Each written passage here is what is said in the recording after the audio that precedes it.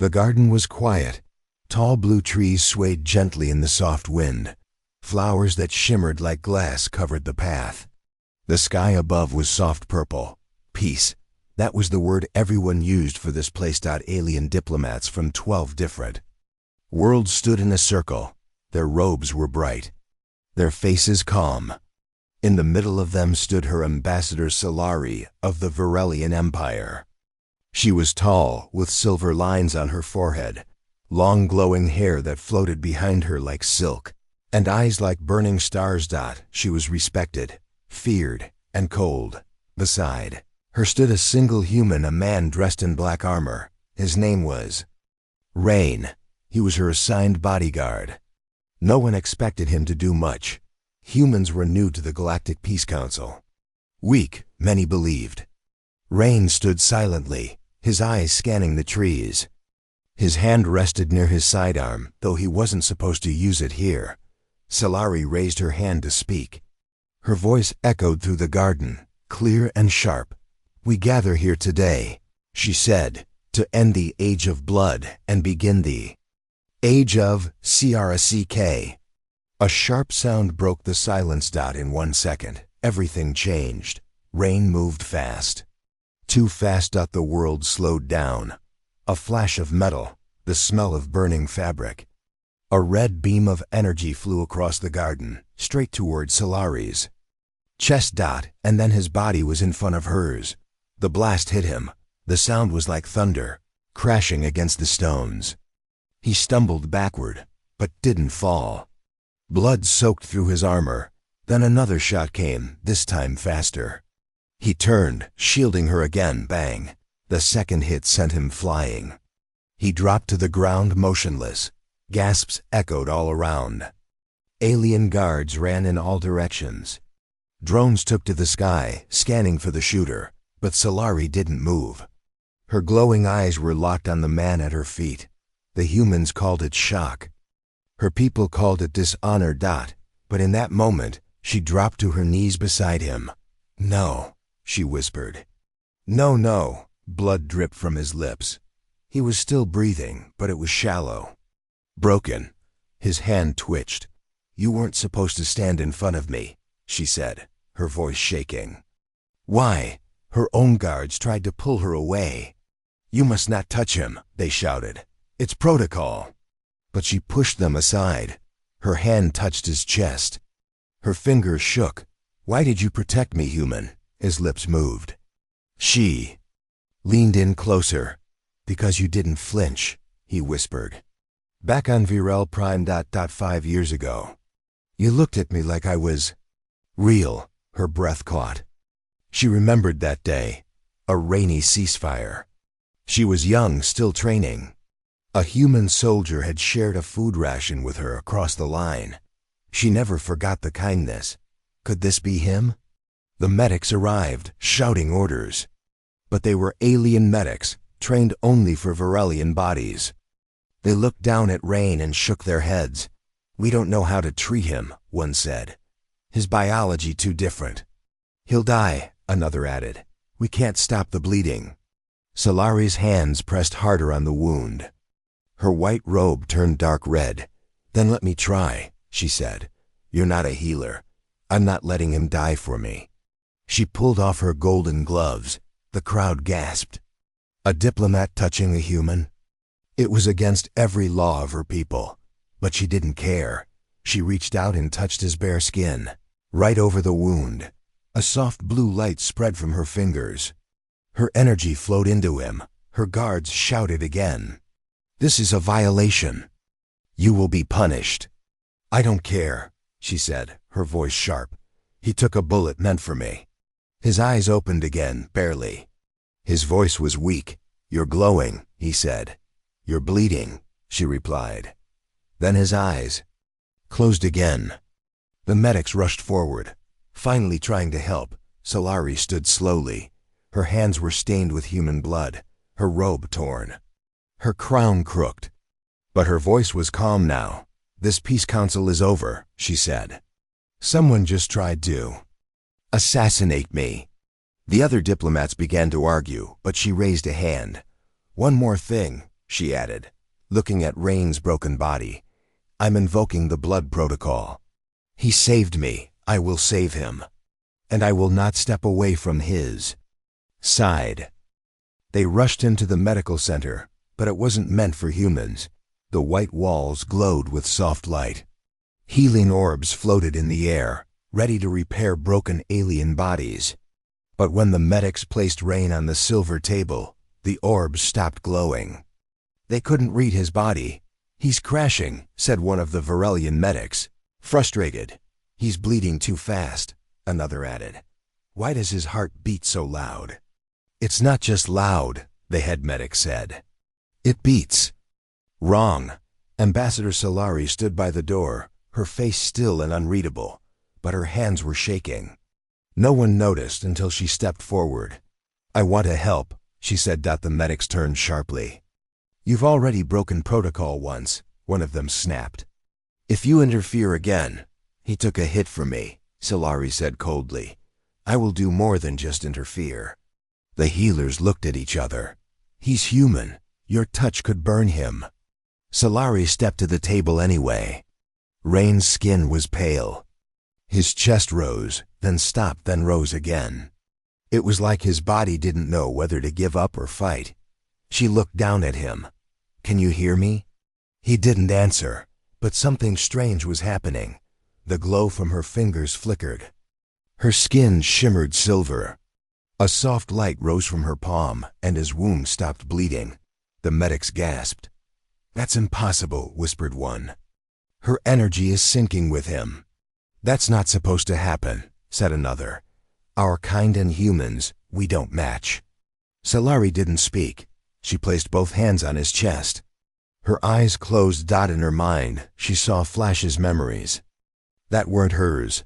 A child running through green fields. A sky full of metal ships. A young soldier eating dried food under rain. Her. He had remembered her. And now she was inside his pain. Suddenly, his heart beat again hard. A full breath left his lungs. The machines around him beeped wildly. One screen showed strange spikes. His heart rate was climbing, but the rhythm was different, wrong, unreadable to the aliens. But strong. One of the medics ran to a console. "If this continues, the bond will activate." "What bond?" Solari asked. "The kind made in blood," the medic said, shaking. "The ancient kind, the one no diplomat is allowed to form." She stared at him. "I didn't choose it." "No," he said, voice rising. "But it's choosing you." The room fell silent, then his hand moved. Slowly, shakily, his fingers reached up and touched hers. Gasps echoed. Solari didn't pull away. "You're still here," Rain whispered, his voice dry. "I didn't leave," she replied. He looked up at her. "Why? You bled for me," she said simply. "And I felt it.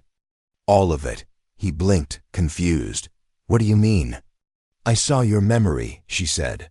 "The ration, the rain. You gave me warmth once, when I had nothing. You remember that?" He asked, voice soft. She nodded. Rain smiled weakly. "Guess we're even now," she shook her head. "Not yet." The door slammed open. 5 armored guards stormed in. Behind them was Counselor Brex, a tall creature with glassy skin and eyes like yellow suns. "What is going on here?" he barked. "Why is she touching the human?" "She's healing him," said the medic, afraid to lie. Brex stared at Solari. "You've already disgraced your robes. If this continues, your bond will be made permanent. You'll lose your title, your seat, everything." Solari looked at the counselor. Then looked down at Rain, still barely breathing. She turned back to Brex. "Then so be it." Brex's voice turned cold. "You break every law of your kind. For him." Solari stepped forward, eyes glowing. "I don't see a human," she said softly. "I see the only being in this garden who thought my life was worth dying for." The room fell silent. Brex pointed a long claw at her. "You will regret this." "No," she said, as her hand took reins again. "I regret waiting this long." The machines blinked. The bond completed. The room was locked. No one was allowed in. Counselor Brex had stormed out. The guards stood outside the medical bay, watching the door like it might explode. Inside, Ambassador Solari sat quietly beside the human who had taken a shot for her. He was sleeping now, recovering. Machines beeped softly around them. His chest rose and fell in rhythm. His skin had color again. Her hands, still glowing faintly, rested on her knees. She could feel the bond light, like a thread, but unbreakable. Her rank was gone. Her robe stripped. Her name whispered in halls like a shame.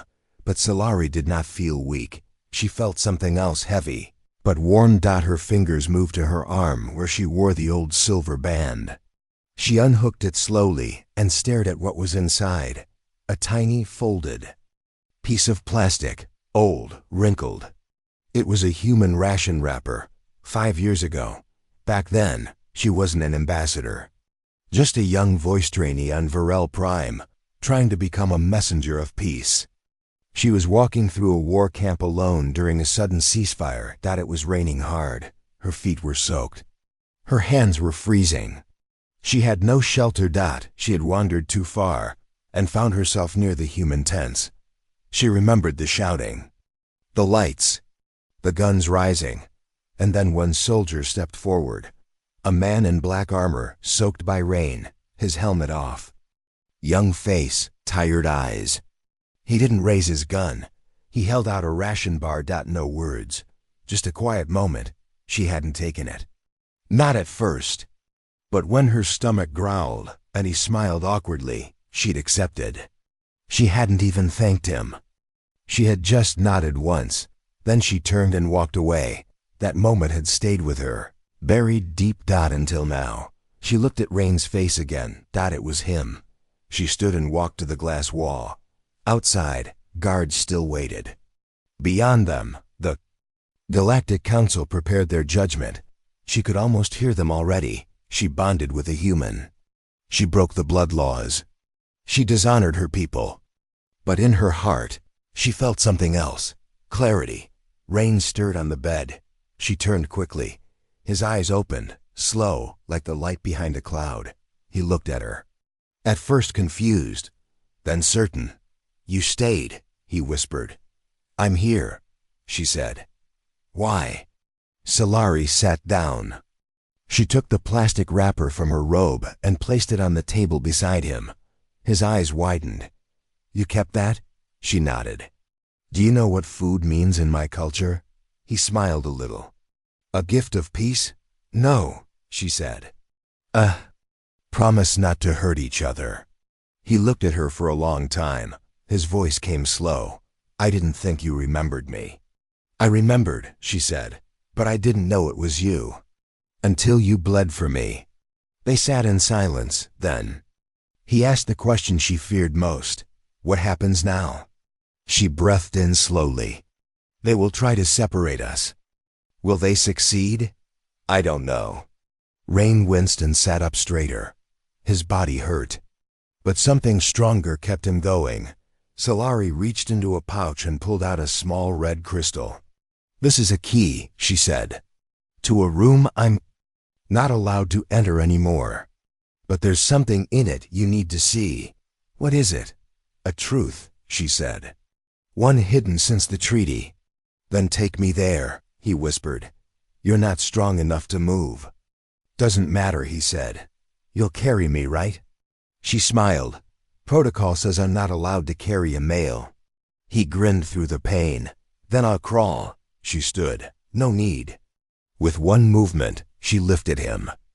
Gently, his arm around her shoulder. "You're stronger than you look," he whispered. She answered. "So are you." They reached the door. The guards pointed weapons. "Step back," one shouted. "You are ordered to stay inside." Solari raised her hand. "I'm going to the room of memories," she said. "You no longer have access." She held up the red crystal. "This key does." They didn't move. Then from behind the guards, a soft voice echoed, "Let her through." It was an old alien with golden robes, her former teacher. He stepped aside. The guards lowered their weapons as they walked through the gates. Rain leaned close. "What's in the room?" Solari looked ahead. "A video," she said softly. "Of what?" She looked down at him. "Of the first time a human saved my life. And what they tried to erase from the record." The memory room was deep under the council tower. It had no guards, no lights, no sound. Only a long hallway and a heavy black door. No diplomat was allowed here after resignation. But Solari still had the red crystal, the last gift from her old teacher. She helped Rain walk, his arm over her shoulder, his feet dragging. His body still weak from the wound, but his eyes focused. They reached the door. Solari placed the crystal into the slot. A deep humming sound filled the hallway. The door opened slowly. Inside, cold blue light bathed the walls. Floating in the center was a glowing sphere, ancient tech. Varelian memory storage. Each diplomat was allowed to place one truth inside. Solari walked to it and whispered her passcode. The orb lit up. Hologram formed in the air. It showed a younger Solari, no robes, no title, kneeling in a rainstorm. Her body was trembling. She was cold, wet, and alone. Then a human soldier stepped into the frame. It was Rain. Same tired eyes. Same black armor. He removed his ration bar and held it out. Slowly, without words, the memory froze. Solari looked at him. "They told me to forget that moment. They said humans would never matter. But I stored this anyway, secretly." Rain was quiet. "I forgot your name back then. But not your face. And I forgot your face. But not your kindness." They stood silently. Then Solari touched her chest. "Do you feel it?" Rain nodded slowly. "The bond?" "It's still growing," she said, "even without my energy." He sat down on the floor, breathing heavy. "What does it mean? When the bond grows without contact?" She looked down, afraid to say it. "It means it's turning into something else." Rain raised a brow. "Something worse?" "No," she whispered. "Something more permanent." Silence. Then he chuckled. "So we're getting married without knowing?" She looked away, her cheeks glowing faintly silver. "That's not funny," she said. "I'm serious," he replied. "Because if I'm bound to you for life, I'd at least like to know what that life looks like." Her voice came softer. "Now you'd lose your home. Your rank, your planet might reject you." He shrugged.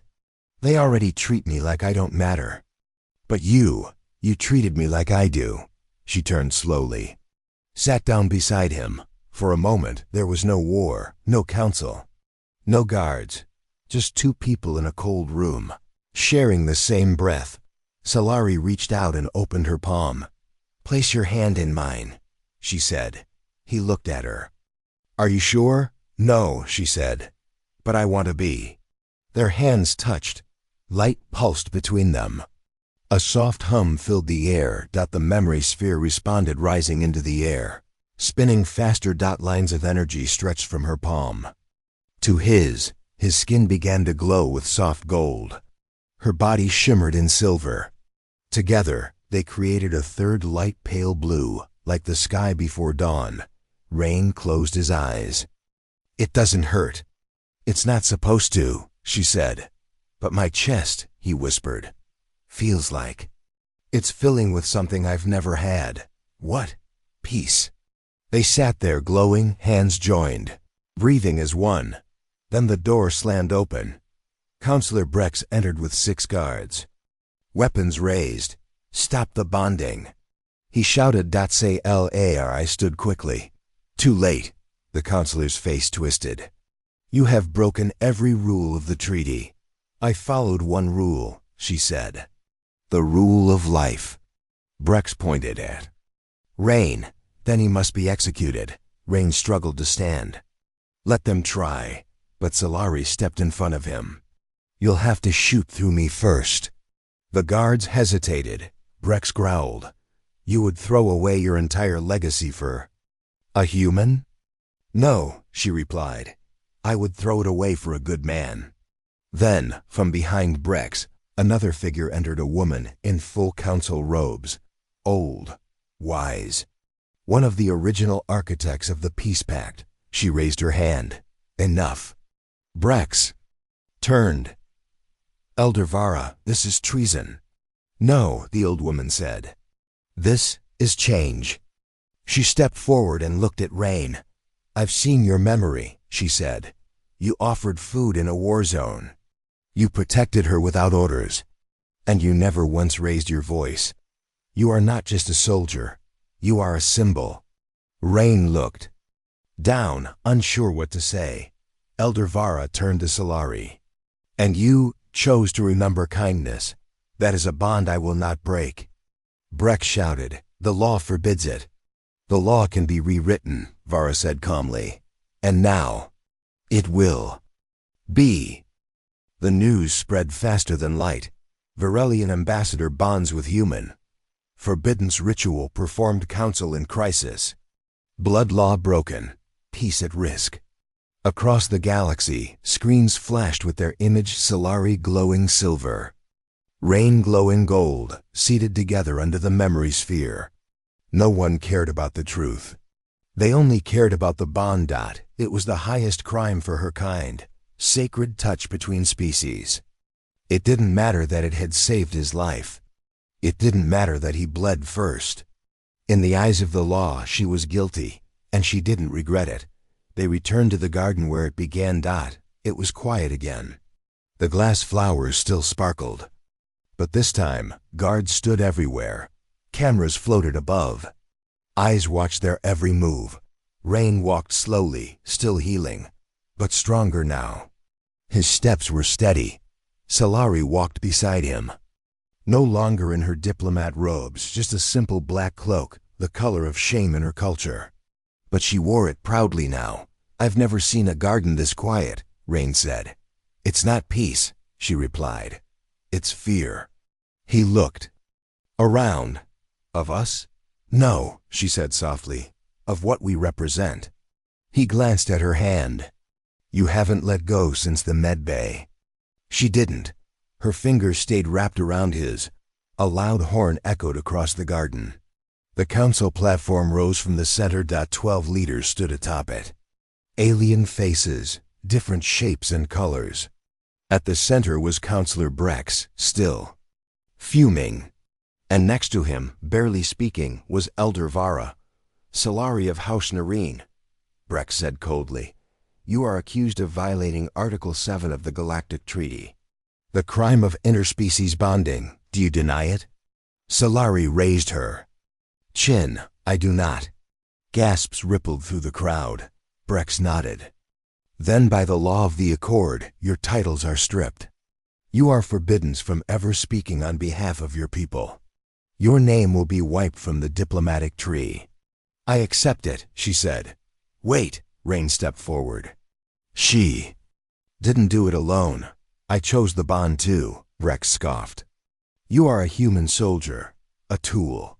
No part of this council recognizes you. Solari's voice rang out. Then you are blind. Because when I was targeted for death, no counselor protected me. A human did. One without armor, one without power, one without hate. She turned to the crowd. Let me ask you all, she said. If your own bodyguard had stepped aside and let you die, would that have been legal? Would you praise that? The silence was heavy. Then one voice, soft but firm, called out, no. Another followed. She's right. A third, he saved a diplomat. Rain felt the air change. Say LAR. I looked at Brex. You want to exile me? Fine, but don't do it because I broke the law. Do it because I loved a man who was willing to die for peace. Rain turned sharply to her. You loved? She blinked. Caught. Too late. The words were out. The crowd stirred again. Brex raised his hand. Then let it be known, Solari of House Nareen is no longer Varelian. She is speciousless, rootless, untied. A blade of light formed in the air. A tradition from her world. She was to cut her palm, symbol of separation from her kind. But as the blade floated to her, Rain grabbed it first. Without warning, he cut his own palm. Blood spilled. Red and hot. He held it up. "Then I'm speechless too," he said. "If loving her makes me less human in your eyes, so be it." The crowd gasped again. Solari stared at him, her eyes glowing with emotion. "You didn't have to do that." "I did," he said, "because they can take our titles, but not our bond." She reached for his bleeding hand. Together, their blood touched again, silver and red mixing in the light. Breck shouted, "Guards, arrest them both!" But none of the guards moved. Not one. One of them, a younger Varelian soldier, stepped forward instead. He lowered his weapon. Then another did the same. Then a human officer nearby dropped his gun. One by one, soldiers stopped following orders and began following truth. Elder Vara stepped forward. "Let history remember this," she said. "Today is not the end of law. It is the start of change." Breck shouted, "This is madness." "No," she replied. "This is the first true peace bond ever made between two species. It wasn't signed. It was felt." The stars outside the ship window looked cold. They sparkled like tiny scars across the black sky. Rain sat alone near the edge of the observation deck. No guards, no crowd, just silence. He could feel the hum of the engines through his boots. This was a prison ship, even if no one used that word.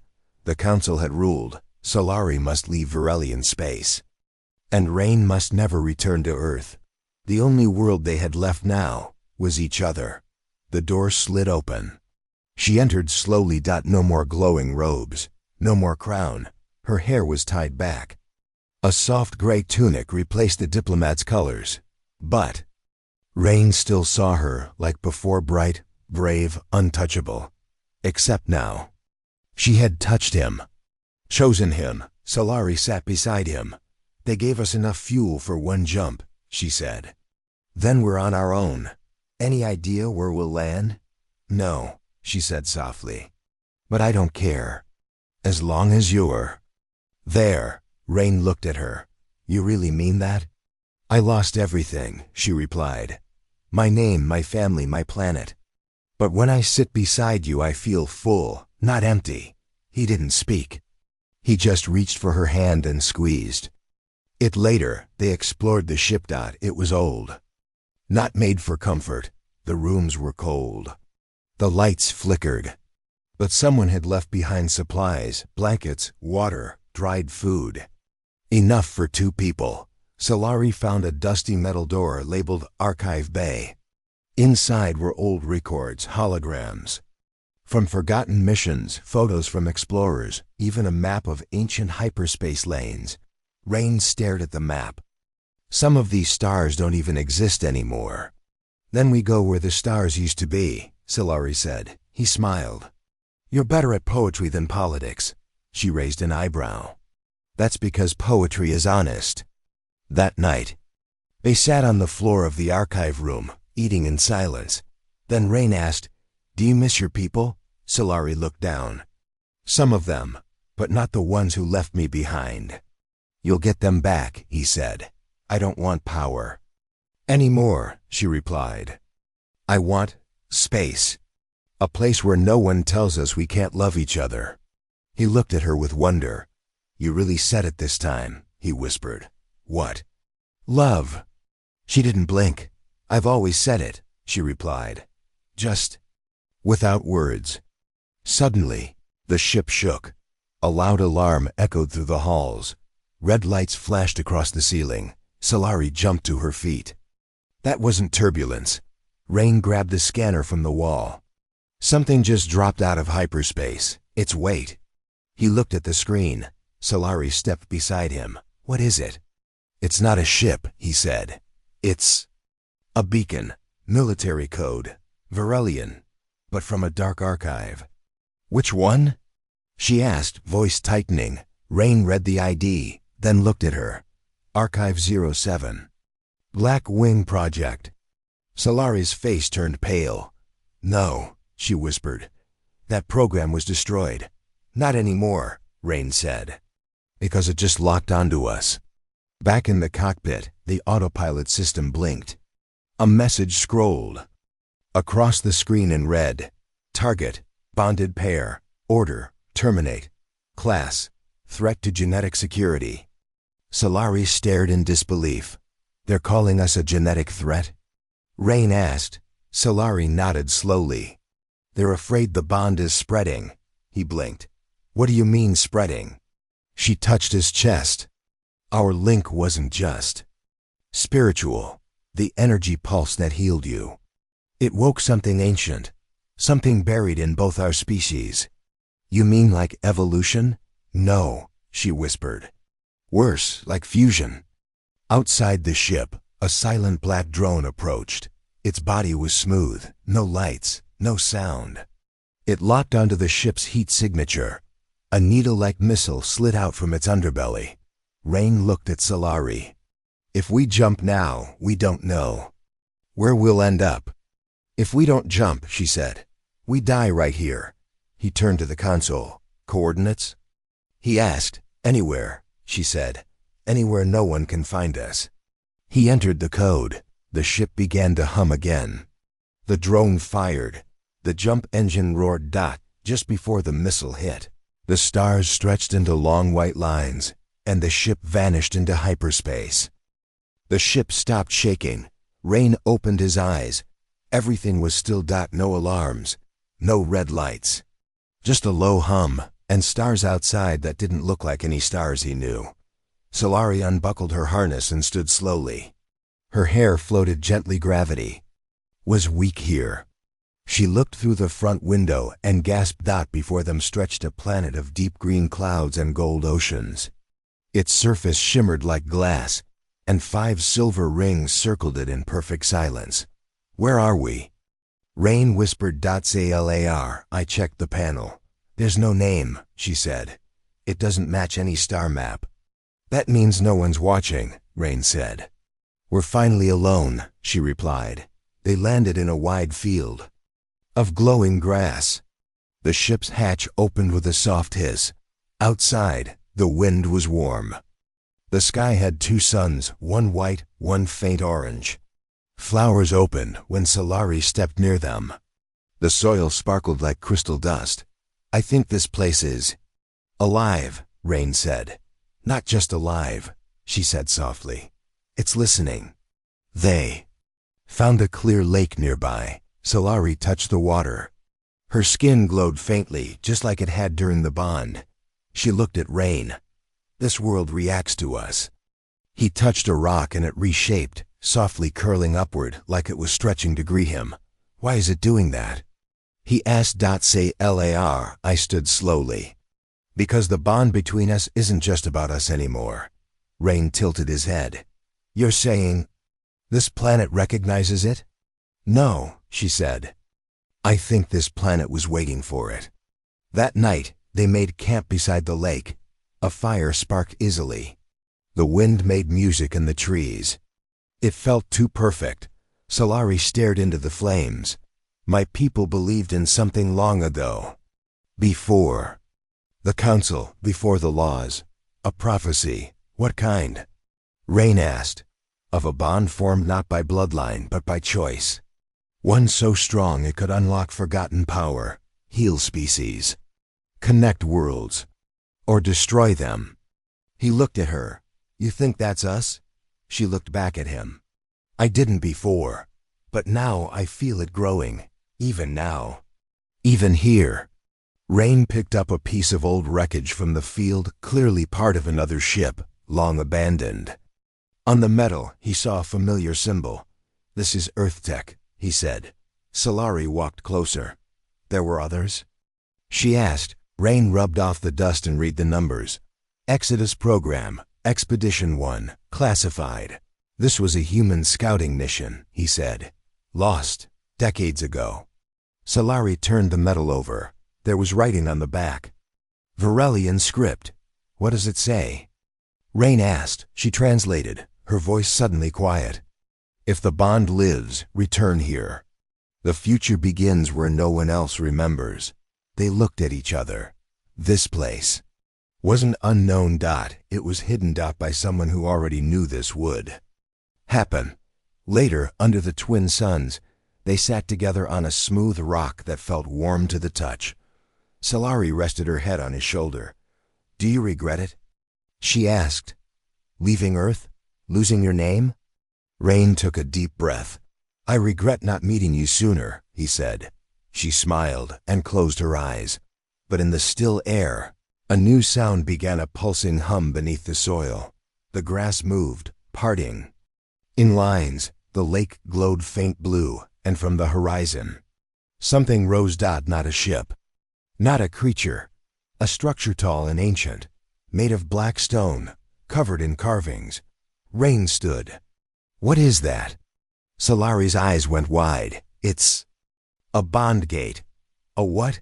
She stepped closer. Her voice trembled.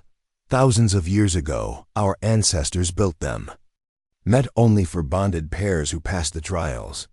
But we thought they were all destroyed. Why does it react now? She turned to him, her hand finding his. Because no one passed the trials.